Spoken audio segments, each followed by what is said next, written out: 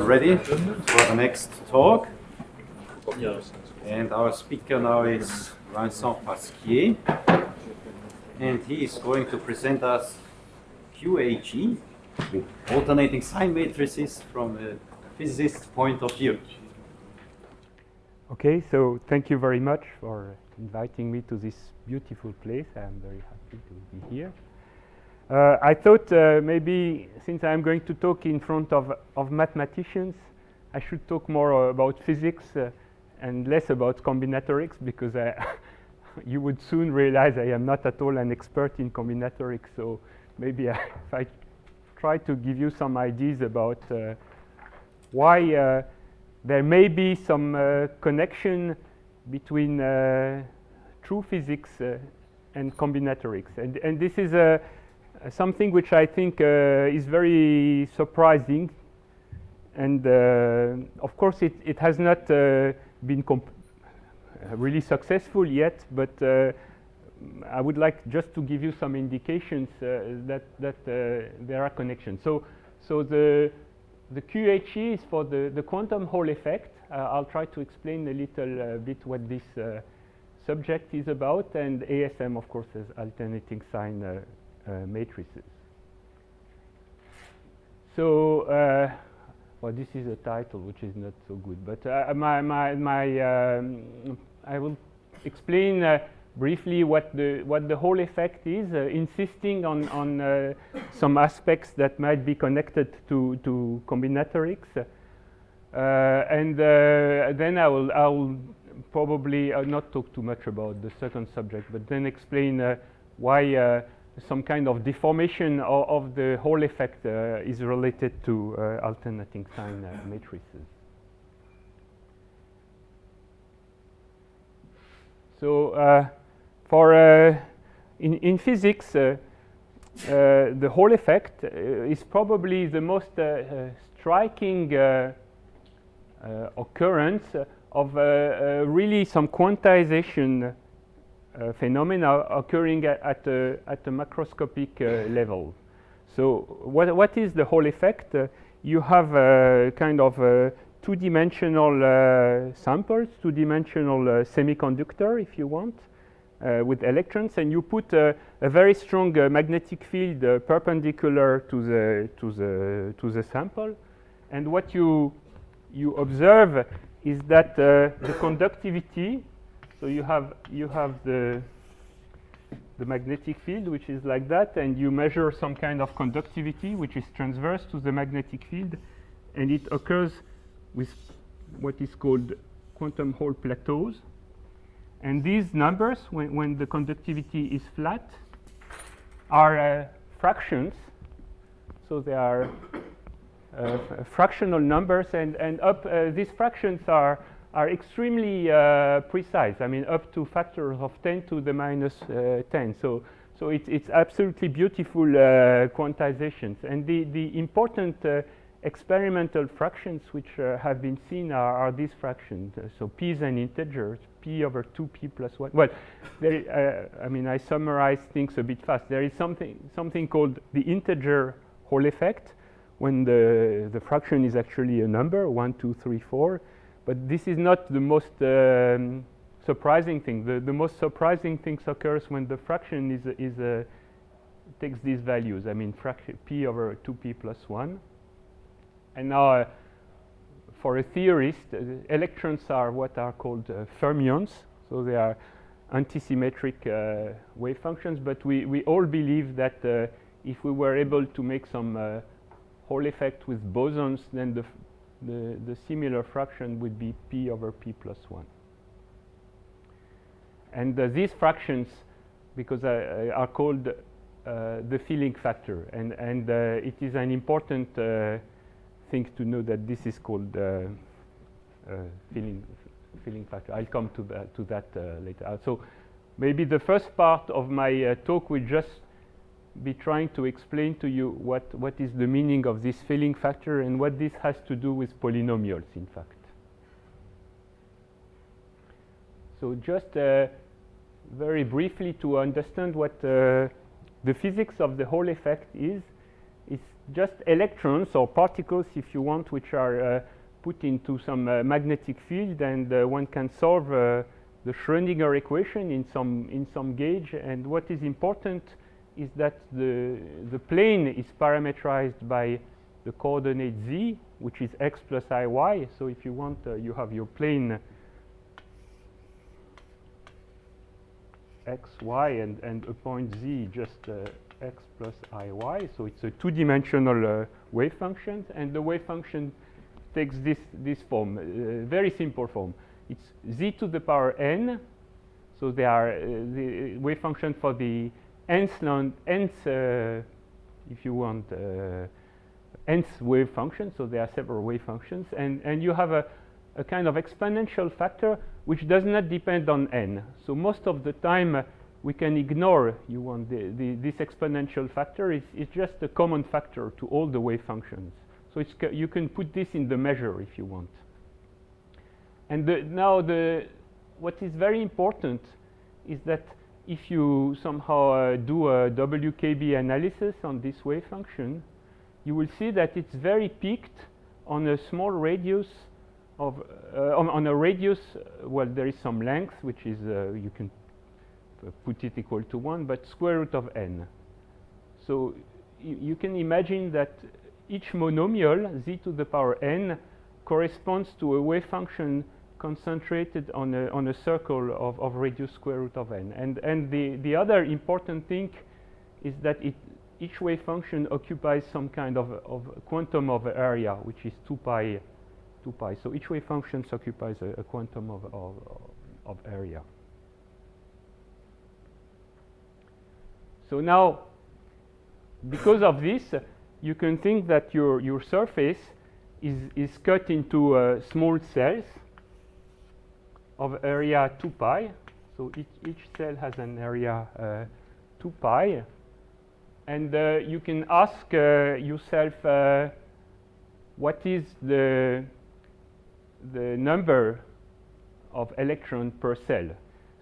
But so something which is important is that the number of, if you have a maximal degree, so somehow if you want to impose that your particles will be in some kind of a box, well, it's not, since the degree measures the extension, you will impose that there will be a maximal degree in each variable.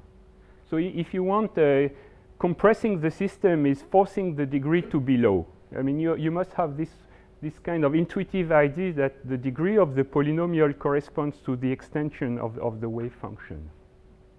And now, if you have many particles, many electrons, you'll have some kind of wave function which will be a boson. So what I mean by a boson is that you will symmetrize, and then you will have z1 to the power lambda 1 up to zn. So you have n electrons in that case to the power lambda n symmetrized. And this is called, so this is a partition, if you want, lambda 1 up to lambda n, and this is just a symmetric polynomial basis m lambda.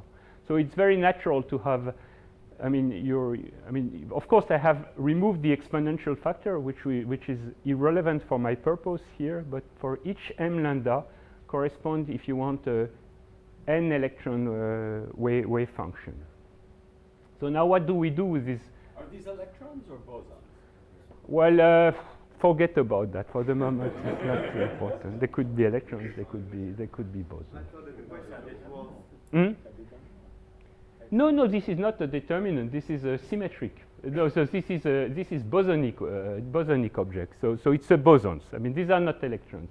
You see, the philosophy of the whole effect is that you would take a wave function and then multiply it by a van der Monde determinant, and you would transform a boson into fermions and so on, like you do for Schur functions. I mean, you have this denominator of the Schur function. You can remove it, and we are free to do that when we go from bosons to fermions. It's not so. What is really important are the symmetric polynomials. That is really what is important in the game. So maybe just to summarize, a many-body wave function, when would be somehow characterized. Another way, if you want to characterize the many-body wave function, is by a set of numbers n0, n1, n2, nk, and this would be the putting n0 electron in the orbital 0, n1 electron in the orbital 1, nk electron in the orbital k, and it would correspond to the partition 0 to the power n0, 1 to the power n1, 2 to the power n2, and so on. And it's quite important to realize that there is a kind of order on these partitions. So now you can represent this by a partition which is very well known to mathematicians but not so much to physicists, which consists of, we say that a partition is larger than another one if we can take a small box in and put it here. So the partition, I mean, we go to a smaller partition by this kind of squeezing operation. And this diagram is n0, n0 plus n1, n0 plus n1, n2, or it's n0, n1, n2. These are the partial sums or just ni? this is just What is the diagram represent? the diagram of n0, n1, n2, and so on. So what do you order it? There's nothing. So it is this diagram. You have n0 of length 1, of length 0, n1 of length 1, n2 of length 2.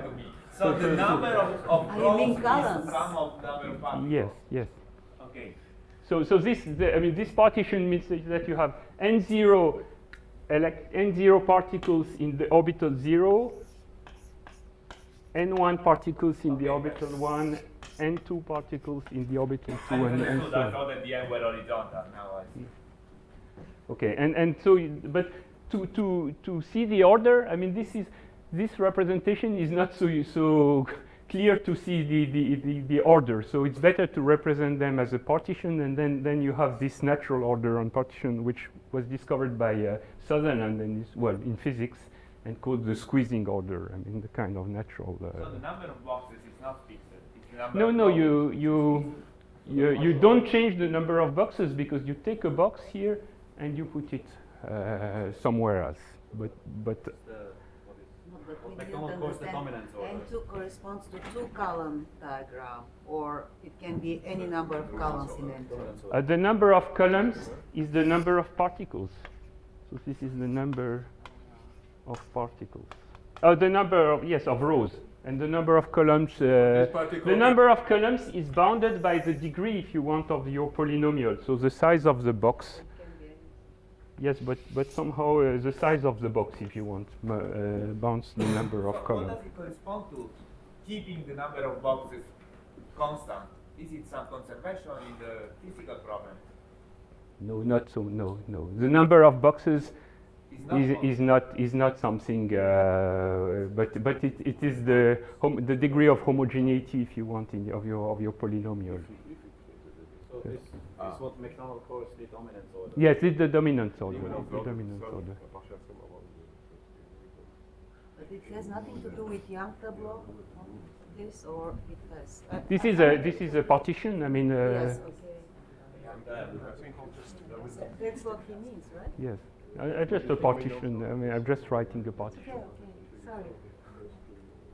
So the second thing which is important is the interaction between the electrons, and somehow you have a repulsive interaction, and it can be encoded into some very into an integer, and the integer tells you that, or the particles if you want, that the wave function must vanish with a certain power. So it's a polynomial, will vanish with certain powers when two particles are put together. So this is a kind of universal number that completely characterizes, if you want, your state. So it's a measure of the strength of the interaction. So the kind of physical problem that you have with the Hall effect is to put, if you want, as many particles as you can in a small volume, so with the lowest possible degree, if you want, but which is compatible with this fact that interaction will force the particles to be far apart. So the interest of the problem is somehow the competition between interactions which tend to spread the electrons apart and the compression which wants to minimize the degree. And the ground state, if you want, is the minimal degree symmetric polynomial which you can construct, which is compatible with this repulsive interaction. What does compatible mean? Well, compatible means that whenever I take two coordinates and put them together, the wave function will have to vanish with some power of m. Okay, that's the simplest case. May I also interrupt you again? Yes. You told at the beginning that you were taking a full symmetrization of the polynomial because there were some factors Zi minus J which were making it fully antisymmetric. This is not forcing m equal 1. No. Well, if you had fermions, m would have to be an odd integer. If you have bosons, m would have to be an even integer. In my case, here, I will only concentrate on bosons. So, okay, I will only consider symmetric polynomials if you want, if you prefer. But think that whenever you have a symmetric polynomial, you could make it antisymmetric in a very easy way by. And then it's integer, it's not rational or whatever. No, these numbers, I always have polynomial wave functions. So maybe in the next slide I will explain to you what the filling factor is. So for example, take m equal 3 in that case, and just take the product of zi minus zj to the cube. So in my representations, this would correspond to putting one particle in orbital 0. So now just keep the dominant monomial of the polynomial. So you take this polynomial, you just keep the dominant monomial, and you express the corresponding partition. So this means that you will have, so this is the ground state, you will put a 1 in the 0 orbital, and then 0, 0 in the second and third orbital, 1 in the third orbital, 0, 0, 1, 0, 0. So just by the important point is that the dominant monomial of the polynomial somehow encodes the whole wave function. And so physicists have this representation of just keeping the dominant monomial and representing the state by this. And this is what is called the Loftin wave function. So just by looking at this, you can easily see what the filling factor is, because for 3 orbitals, you have 1 particle. So the filling factor will be 1/3. Okay, so the filling factor, if you want, maybe it's going to be explained. Yes. So can you go back? Oh, I don't understand what this notation means. Can you write the wave function that this represents? Yes. So yes, it is easy. The wave function is product for I less than j of zi minus zj cube. Okay, and then what? So you have n electrons, and I just keep the dominant monomial. So it will be 1. You mean the highest monomial, right? The highest monomial, yes. Well, I don't know, z2 cube, v3 6, v4 9, and so on. So and now this? Either I can represent it as a part. The highest, meaning the highest in the sense of this dominance. Of dominant, yes, the dominant monomial, and so that's how I represent it like that. And so we have this picture that if you want, that we have our orbitals, that we fill this orbital, we leave this one empty, we leave this one empty, and then we fill this one. So it's a kind of filling a Fermi seed, but not completely filling it, filling one state out of 3. I mean, if you want to have a kind of picture of what this means. One state out. So is that, I mean, people are not. How does that correspond to this compact notation? Oh, just because this you should think that you have 0, 1, 2, 3, 4, 5, 6, 7, 8. So 0, I have put something in 0, something in 3, something. And as I go up, particle number increases. 0, yes. I read it as z1 to some power. Yes, z2 yes, yes. It is nothing other than that. can you draw the partition? And the partition is just so is just. Behind It's behind this on the left. On the left. It's behind the. Just on this blackboard on the left. Okay, I mean. Moi, juste au-dessus du produit, là, voilà. So, but I mean, the partition function is just that you have only boxes of length multiple of 3.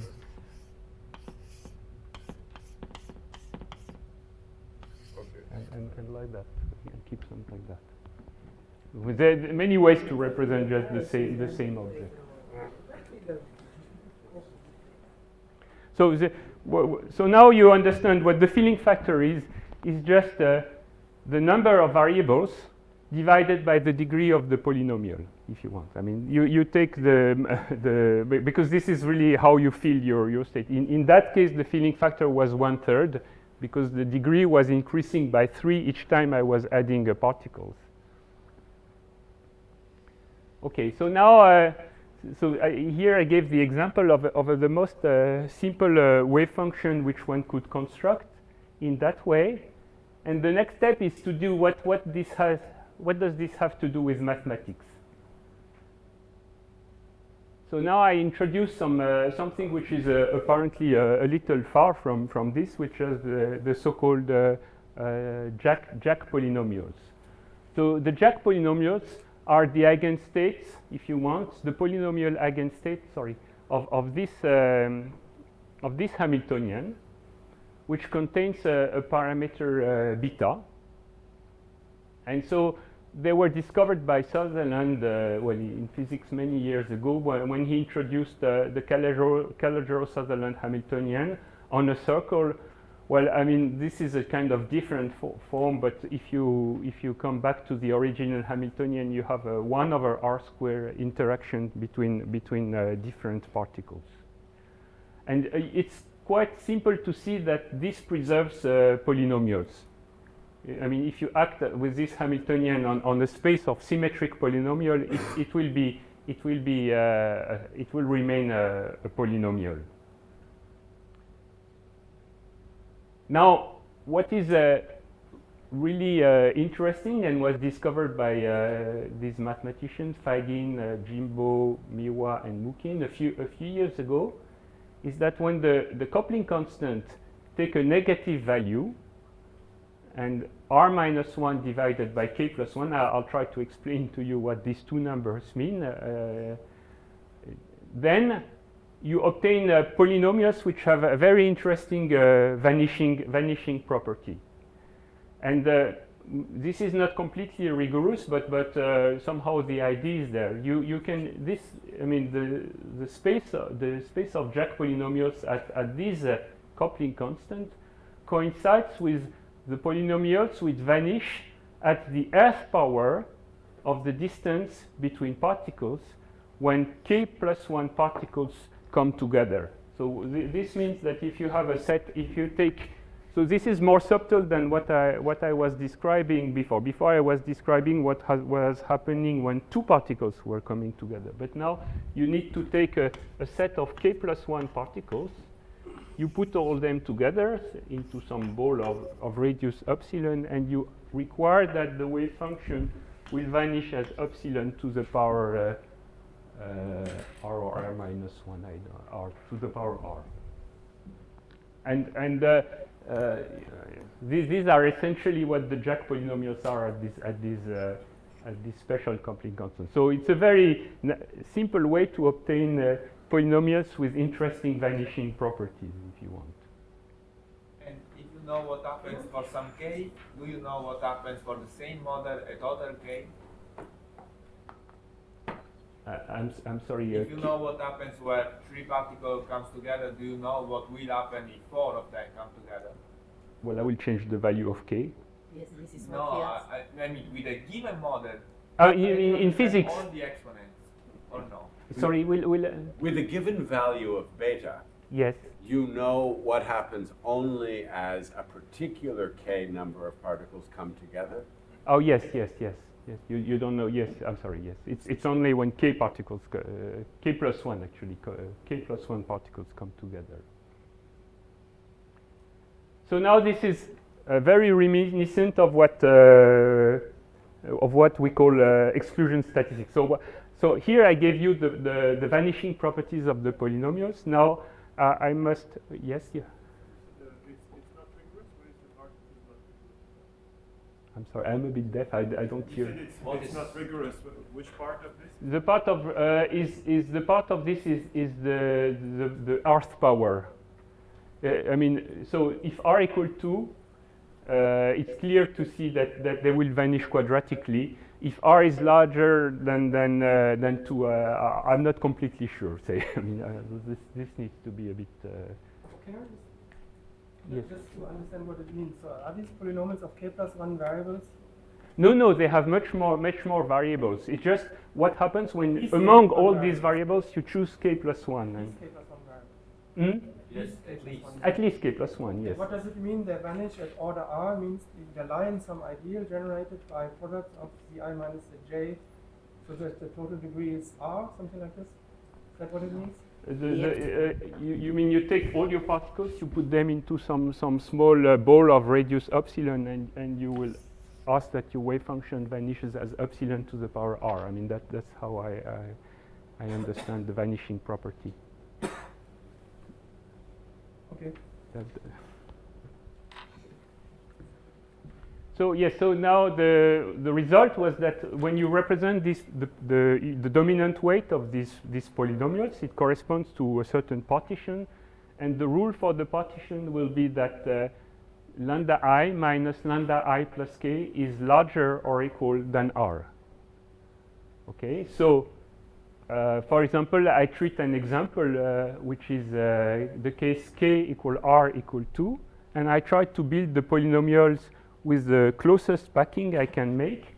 So because of this, if I use my other representation where I put particles into cells, the rule will be that it will not be possible to put more than 2 particles into 2 consecutive orbitals, if you want. And so there are 3 possibilities. Either I put 2, 0, 2, 0, 2, 0, 2, 0 like that, or 1, 1, 1, 1, 1, 1, or 0, 2, 0, 2, 0, 2. So these are, if you want, there will be some kind of 3 ground states corresponding to this k equal r equal 2.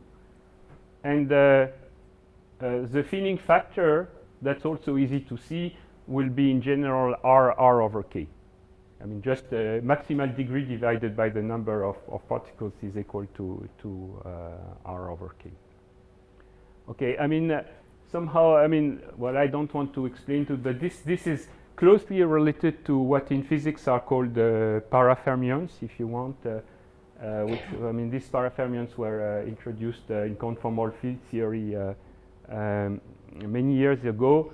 And so it's a kind of a mystery, I mean, actually, to really understand why these closest packing polynomials, I mean, we know that this is connected, but I don't claim that we really understand very well the connection. But anyway, it's worth being mentioned at that point.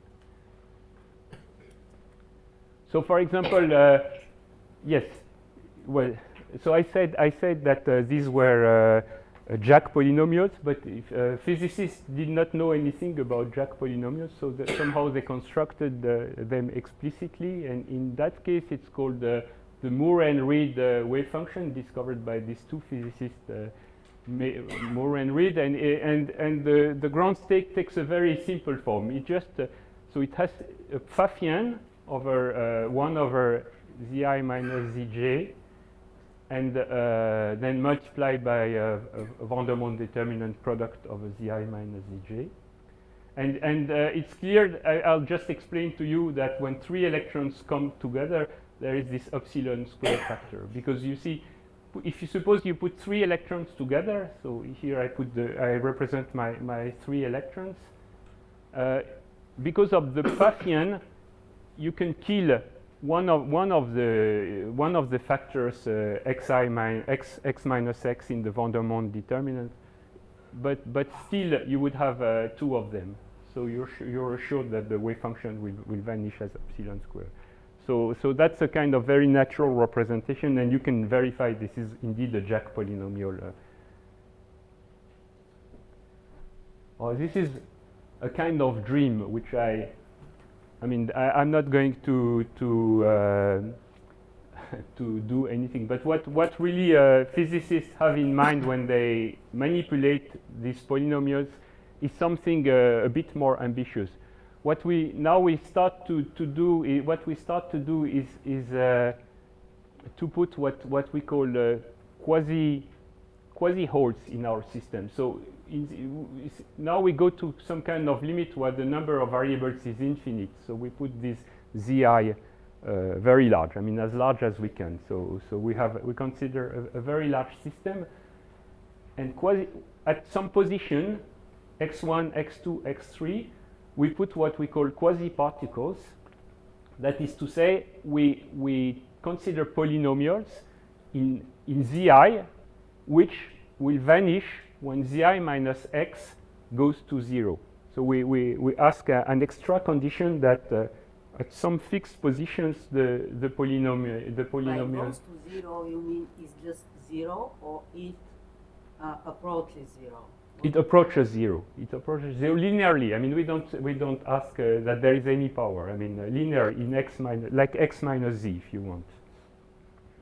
And so now we have this picture that there are a few quasi-particles in the plane, and what we would really like to do then, so we have a kind of Hilbert space, if you want, the Hilbert space of all these polynomials, but labeled by these points x1, x2, x3, and then we try to make some braiding with the point x1, x2, x3, and compute some kind of Feynman path integrals, and normally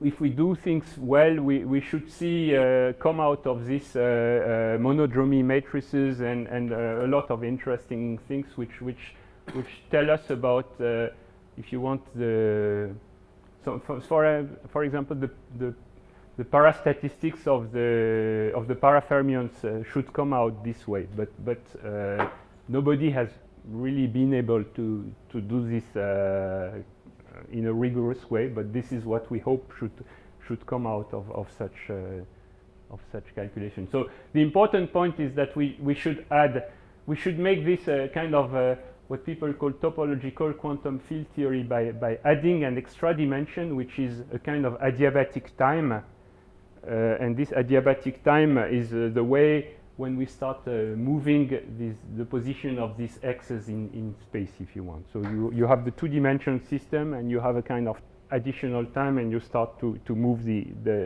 x's together. Okay, so this is, I mean, mostly what is known about the Hall effect. The new thing which is coming into the game are these Jack polynomials, and people are starting to realize that they are very important wave functions and probably classify a lot of interesting quantum Hall states. And the coupling constant is negative and takes these values minus k plus 1 divided by r minus 1.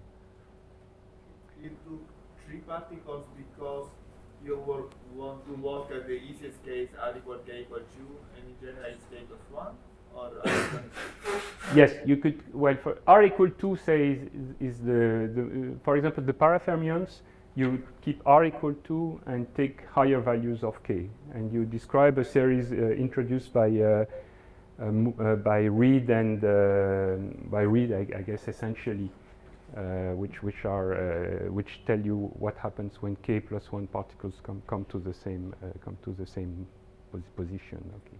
And the number of x is k plus 1. Sorry? The number of xi in the polynomial that you see as different, as special particles, is k plus 1. No, the number of x is completely arbitrary. You put as many x's as you want. You see, this is something which is different. The polynomial is a polynomial in Z, but now I put what we call fluxes, if you want, in the system, or quasi-holes. I mean, so in the case of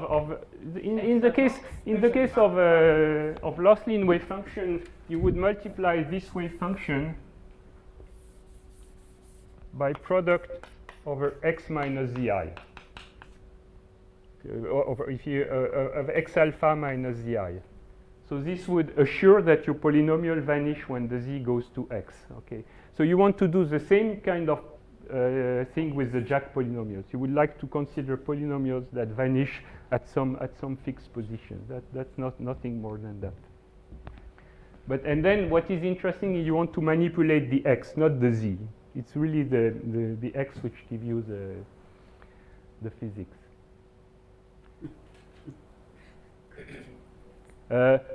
Well, okay, maybe this is just a kind of sketchy picture, but when you have this is kind of algebraic thing, but this some very interesting operators that should be considered is when you have your if you want your x particles, you start to take one particles around the others and put it to the same place.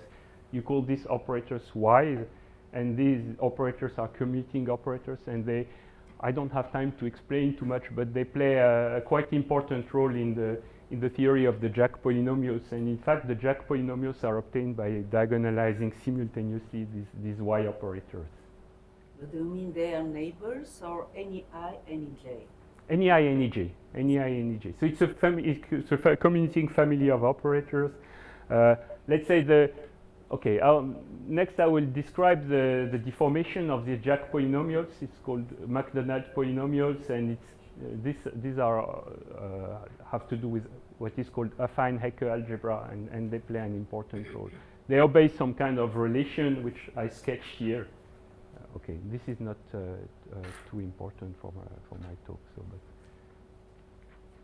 So now, connection with the subject, which is the subject of this conference.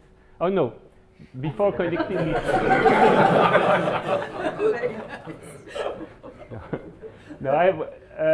Before connecting this, I would like to insist on what happens when the polynomials are non-symmetric.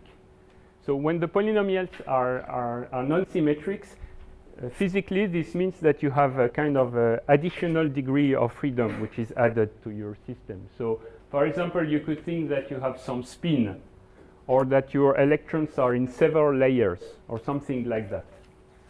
Then in that case, you need not consider symmetric polynomials, because what you can do is exchange the particles, but if the spins are different, the wave function is not required to be symmetric anymore. And the point which I wanted to stress is that Jack polynomials, there also exists a theory of non-symmetric Jack polynomials, and for these special values of the parameter beta, they also obey similar vanishing conditions. This is not so well known, and to me, I mean, when you manipulate the polynomials, you realize that the non-symmetric polynomials are in a way much more easy to manipulate than the symmetric polynomials, and somehow the theory of the symmetric polynomials can more easily be obtained by just taking a non-symmetric polynomial and symmetrizing it. That seems to be the right way to look at these polynomials. This theory already existed before the non-symmetric McDonald polynomials?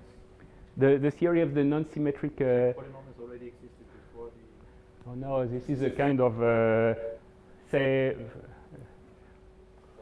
I don't want to say too much about the story, so okay.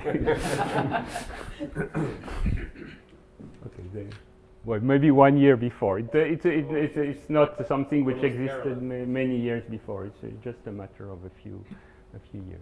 So just to describe to you an example of a physical example where these non-symmetric polynomials occur, you just consider particles which are in 2 layers like that, and you try to write a wave function which will work for these 2 layers. Well, for example, a wave function will be the x will be in the blue layers, and the y would be in the green layer, and the wave function would be just products of x minus x to the power m, y minus y to the power m.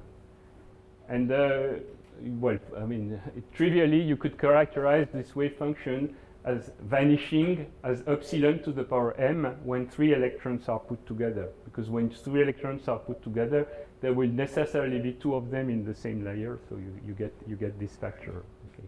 So that is a very, very trivial wave function. You can get slightly less trivial one, which is called, well, not so trivial, called the Haldane-Rezai wave function. And it is just a two-layer. You also require that the wave function vanishes when 3 electrons are put together, but you also require that it is a singlet state for SU2. Well, that is to say, you impose that that you have no spin in your system. The preceding wave function has a very large spin, and this wave function can be made into a singlet, and it has a very simple form. I mean, you take x minus y square. So this x corresponds to one layer, y to the second layer, and you multiply by this determinant over x minus yj squared. I don't have time to explain to you, but in the preceding talk, one was considering some kind of, well, this will come later, but this is very closely related to an object which was discussed in the preceding talk.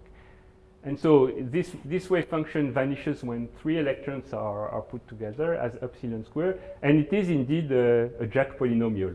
So it's a very simple representation of a Jack polynomials with k equal 2. Now let me, in the case of the non-symmetric polynomial, let me introduce a useful basis, which is called which was called the RVB basis, a singlet basis. And it just means that you take 2 electrons and you make a singlet for SU2 out of them. And you represent a singlet by something like that. And now suppose you have many electrons and you want to represent a kind of basis for all the possible SU2 singlet states which you can construct. So you have, if you want 2n electrons, and you want to construct all the SU2 singlet states, you can do like that. Well, if you start to allow crossings of such things, you would overcount the bases. So in order not to overcount the bases, you need restrict yourself to planar diagrams. So for example, if I have 6 particles, one of the possible singlet will be to make a singlet with 1 and 4, another singlet with 2 and 3, and another singlet with 5 and 6. Okay. So this is already starting to make a connection between the subject of this conference and the whole effect is the possibility to deform this wave function. You see, a singlet state is obtained by pairing the two spins like that. But if you start putting a q and a q minus 1 in front of this linear combination, you obtain another basis which is also quite interesting.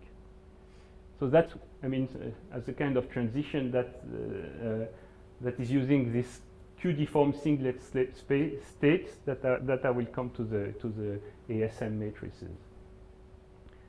So yes, there are many ways to represent singlet states. So the way on the right, for 6 electrons, these are all the possible singlets that you can construct if you want, all the possible appariment. Another way would be to represent them by a kind of Young diagram, where you put, if you want, I mean, you see 1, 3, 5 are just the starting points of the singlets, and 2, 4, 6 are the ending points.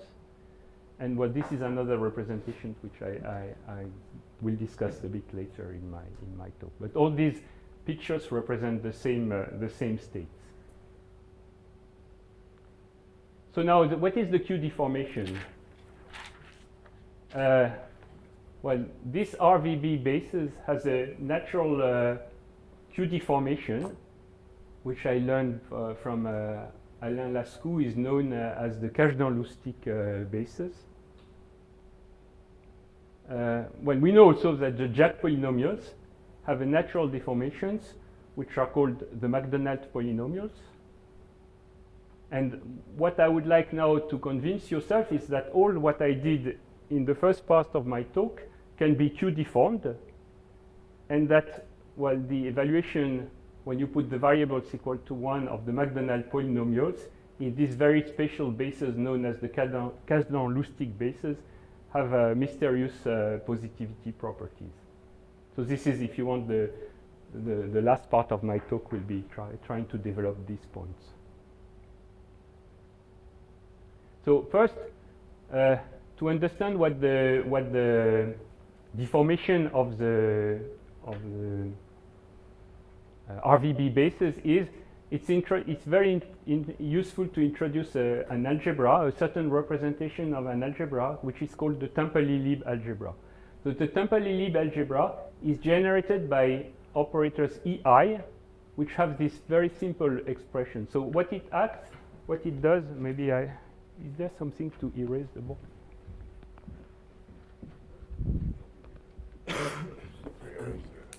There is no eraser. Under the table. Under the table. Oh, okay. Sorry.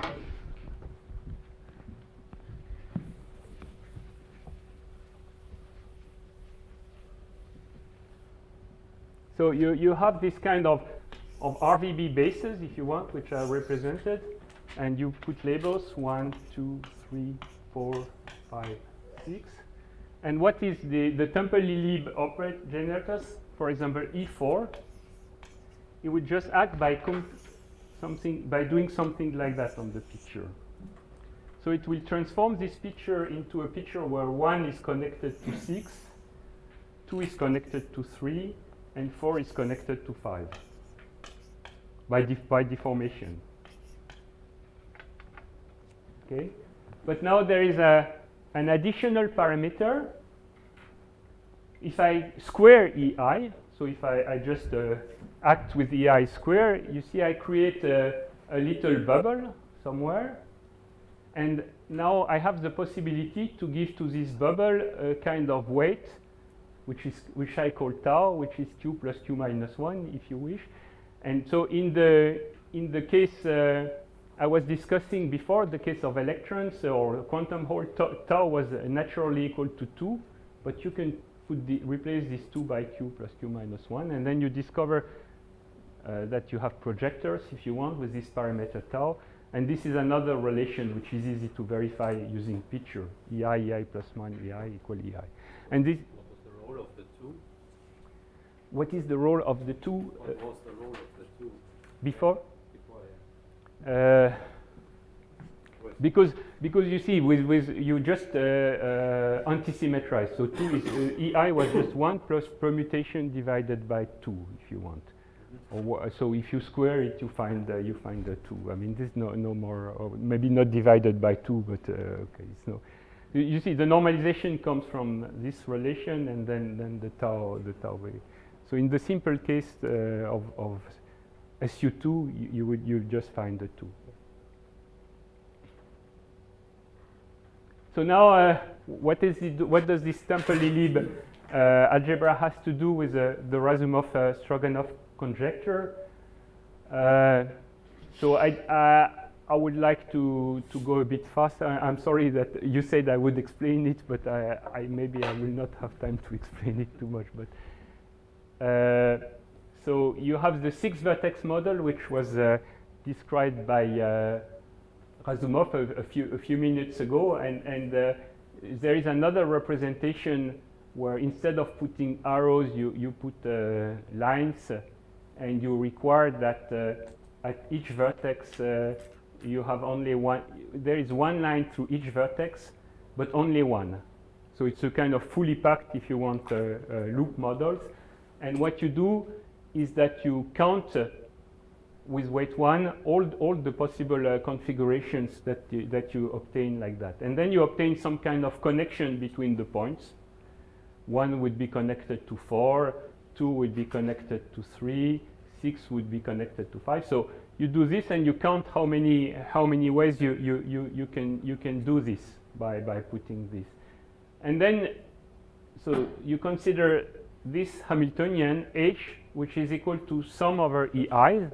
And now you consider the representation, this representation, but where you put tau equal to 1. That is to say,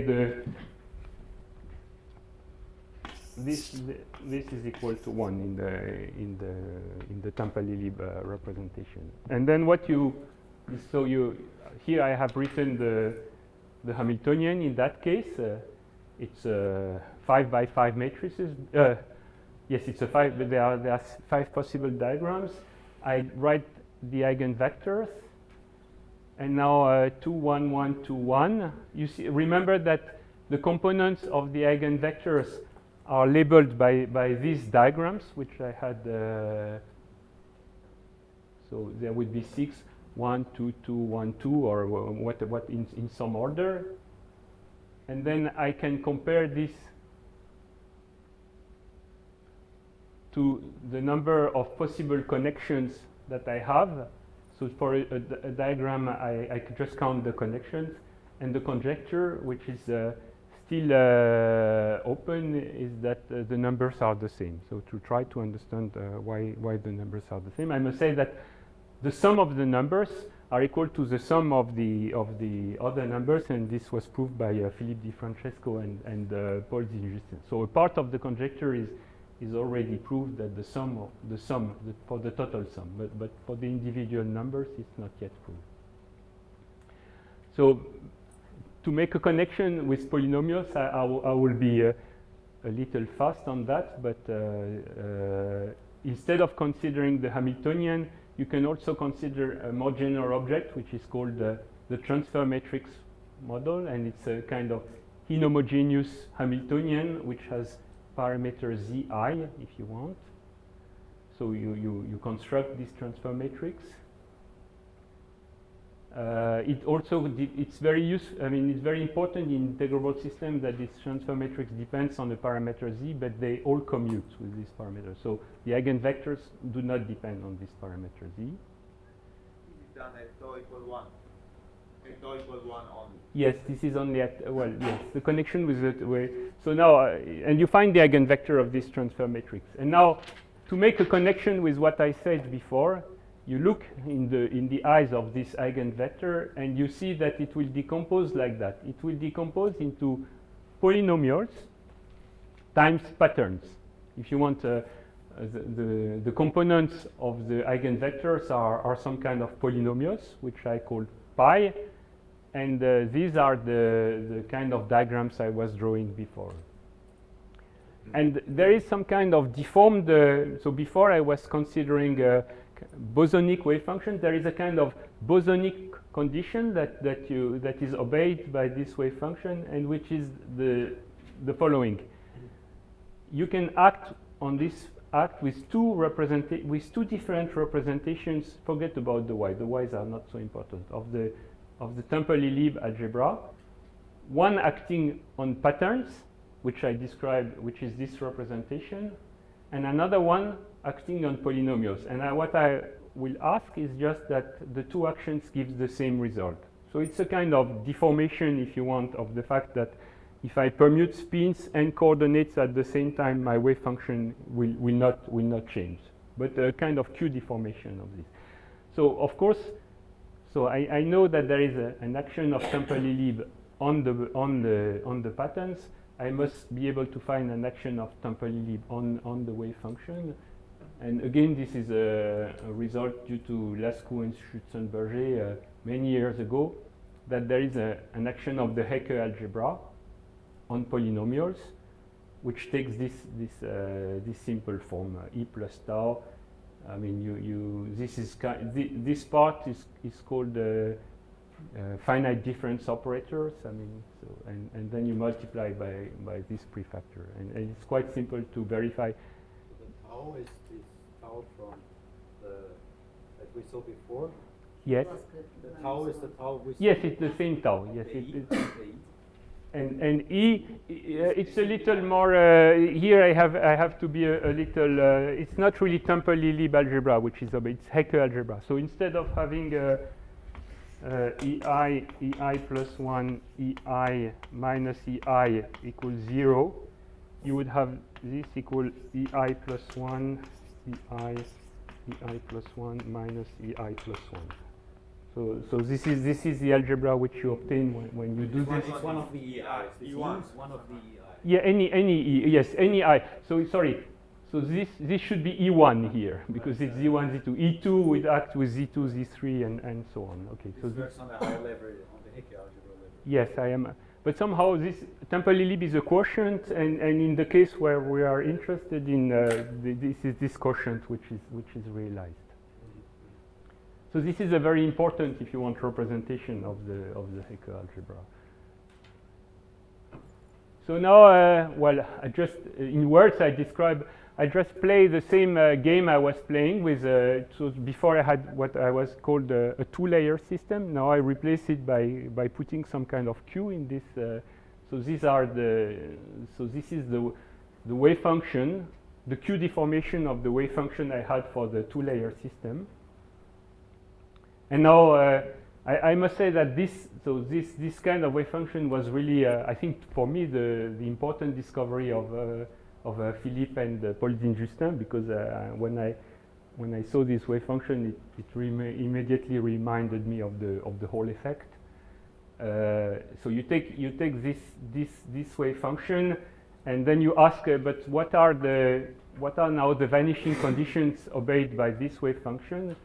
And it is just it can be easily formulated like that. You take three particles, but now the wave function will not vanish when the three particles will come together, but we'll have to put some kind of Q factor into the vanishing condition, and this is the way it vanishes. Now, why are these wave function not so interesting at present for the Hall effect? Is that now, of course, you lose. You lose translation invariance. You lose a lot of nice properties which you had in the Hall effect, and in particular, you don't have cyclicity anymore, but you get a factor of S when you make a cyclic transformations on the variables. But anyway, I mean, it is interesting still. So you consider this two-layer wave function. Well, now I am a bit fast. So this is one of the polynomial in my bases. Then I construct the whole Kazhdan-Lustig bases. I hope Yann Degier will explain to you a bit better what the Kazhdan-Lustig basis is, and you evaluate the polynomial at z equal 1, and then you obtain these numbers which replace the numbers of Razumov and Stroganov. So if you in the case oh, ça c'est pas la bonne base. Oh yes. I'm sorry, I put these stars because there should be 5 states in my bases, but now there is a star, which means that this one is there are 2 states corresponding to. When there is a star, there are two states corresponding to the same number. So this is the Young tableau representation which I had before. I mean, so for issue, and now if you put tau equal 1, you recover the numbers I had before, 1, 2, 1, 2. But now you obtain something that depends on tau, and the observation which you see here is that the polynomials are all polynomials with positive integer coefficients. So it's quite simple to see that the coefficients can be normalized to be integer, but positive is still some kind of a mystery to us. I mean, why are they? And of course, the question is, do they count something? So I must say that there is already, as before, a partial answer given by Di Francesco and Zin Justin, is that when you sum all the components, this is equivalent to summing the TSCCP. So I don't have time to explain what TSCCP pass, but weighted in some special way. So the tau really measures some kind of weighting on the TSCC path. So the wrong object. Mm-hmm. But sort of they are the wrong objects because they are not the fully packed loop configuration. They are not the fully packed loop configuration. Yes, we do what we can. we do what we can. The letter at least stands for. Excuse me? Symmetric self-complementary plane partitions. Latest explained in my yes. This will really be explained. Yes. But there are many objects. There are many ways to represent these objects. But the tau is a kind of natural parameter, if you want, that you can put into the game. Well, here I give another generalization. So before I was considering the Haldane-Rizai wave function. So it's not too hard to find its Q deformation. And so you find a determinant which obeys a kind of so these vanishing conditions are called wheel conditions. So it obeys some kind of generalized wheel condition. So this is again, if you want a non-symmetric Macdonald polynomial, well, it needs to be multiplied by some factor, but it's not too important. And of course, this determinant was, I guess, introduced by Michel Gaudin many years ago, and it is exactly the determinant that enters the so-called Isergin-Korepin partition function. So again, there is another connection between, if you want, Macdonald polynomials and integrable systems through this Isergin-Korepin wave function. And it, well, of course, it has also so it also plays an important role, I should say, in the quantum Hall effect for Q equal 1, of course, not for Q different than 1. Okay, well, you can do the same for Moore and Reed. So you replace the Pfaffian by a kind of Q-deformed Pfaffian, and then remarkably, you see some model where the Haffine-Ecke algebra is replaced by Biermann-Wenzel-Murakami algebra, and it's a kind of a strange. And this wave function also, I mean, counts something. And this is related to some work done by Ninois and De Geer.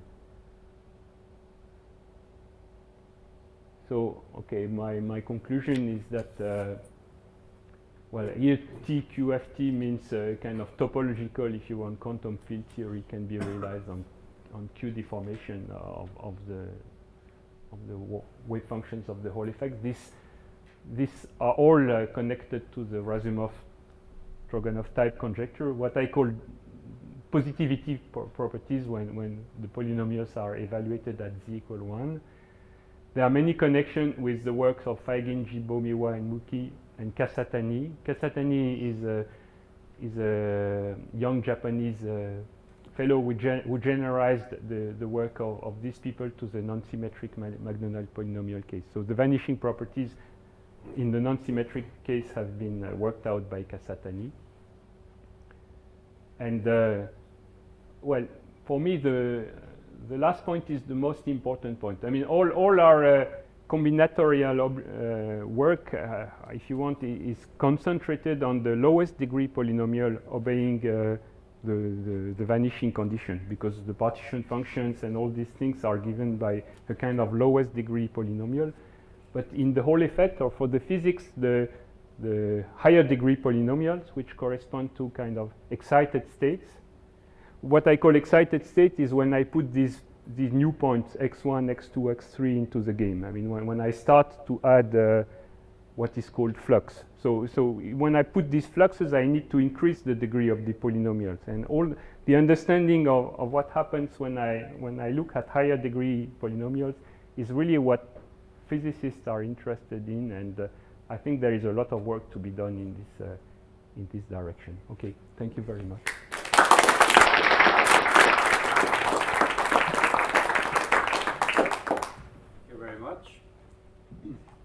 Time for a few questions. May I ask, so sorry, I did not understand has it, so this Razumov-Stroganov conjecture, does it have some physics interpretation? So you were speaking about this Hall diagram, and then somehow I missed the relation with the square grid. With the square grid, with this full effect loop. Yes, I'm sure there are, but it's, you see, I mean, what I wanted to emphasize is that through the Razumov-Stroganov have come out polynomials having some strange vanishing conditions, and that they seem to have many implications, even maybe in combinatorics that we don't know too well. So this is more and connecting with Macdonald polynomials, if you want.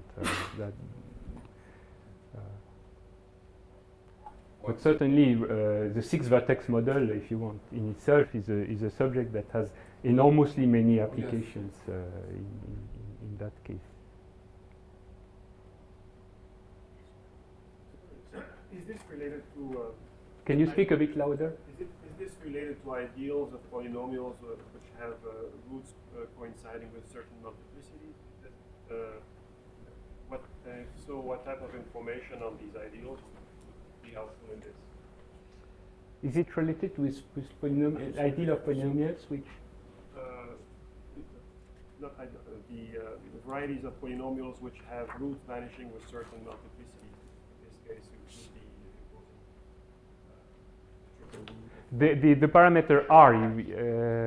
Said what was when you introduced the Jack polynomial? You said it was special because it has this vanishing property. Yes. So, I mean, in algebraic geometry, people study varieties like that of polynomials where you impose multiplicities. I think it is connected. Yes. Yes. So, what type of information about these varieties would be helpful in this setting? Maybe this is something that we should discuss privately, because I'm not fully expert. I think it is connected, but I cannot answer now.